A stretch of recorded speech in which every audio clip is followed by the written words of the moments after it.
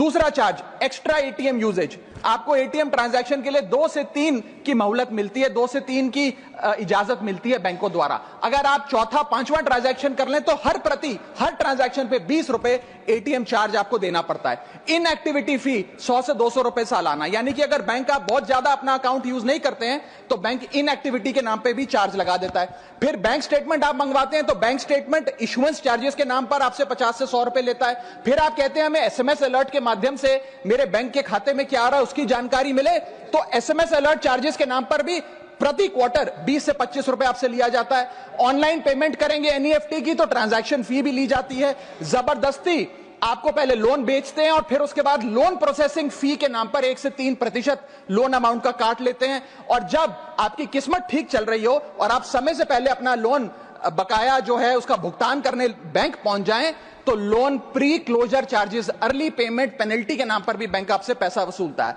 साधारण सा सिग्नेचर बदलवाना हो, नॉमिनी की डिटेल्स बदलवानी हो, उस चेंज पर भी 200 रुपए प्रति ट्रांजैक्शन के नाम पे बैंक आपसे पैसा वसूलता है। और डिमांड ड्राफ्ट पे ऑर्डर बनाने जाएं तो 100 से 200 रुपए प्रति डिमांड ड्राफ्ट आपसे पैसा वसूलता ही वसूलता है। यानी कि कस्टमर्स की जेब काटी जा रही है और कस्टमर्स को पता भी नहीं लगता कि कितना पैसा बैंक इन नाना प्रकार के चार्जेस के चलते आम आदमी से वसूल रहा है।